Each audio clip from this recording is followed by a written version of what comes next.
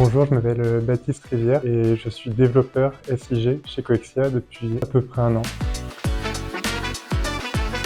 Les SIG, c'est les systèmes d'information géographique. Ça va être les systèmes qui vont permettre de traiter, de gérer la donnée vraiment explicitement géographique. Donc pour moi, ça change, ça accélère beaucoup les développements. Quand j'utilise principalement Copilot dans VS Code et vraiment quand je développe, j'ai des propositions souvent très pertinentes qui accélèrent beaucoup le développement. Il propose vraiment les méthodes, les fonctions qui sont utiles, pas toujours, mais quand c'est pas le cas, on fait abstraction et on continue.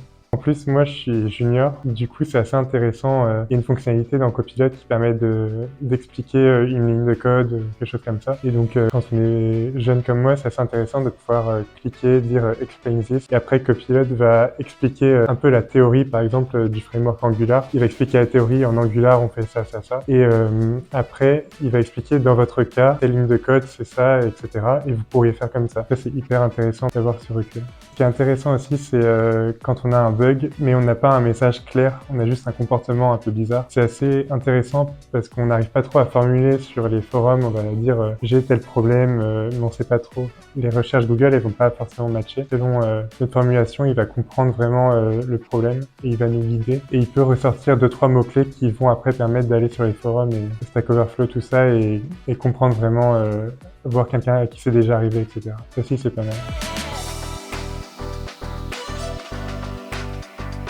Moi, l'IA m'a bluffé quand récemment là, j'ai dû développer une interface avec des groupes de conditions et il y avait parfois des groupes de conditions et des groupes de conditions. Et donc ça, c'est vraiment une imbrication qui demande de la récursivité et ça peut être quelque chose qui devient assez compliqué à mettre en place. Ça retourne un peu le cerveau parfois. Et vraiment, une fois que j'ai commencé à développer mes méthodes et à un moment vraiment Copilot a compris ce que je voulais, je pense, et il m'a vraiment tout sorti. Et à chaque fois que je voulais faire une nouvelle méthode, j'avais juste à mettre le nom et il comprenait ce que je voulais développer directement. Et à partir de là, j'ai vraiment développé ça très très rapidement et je l'aurais pas fait sans l'IA, j'aurais pas été aussi rapide.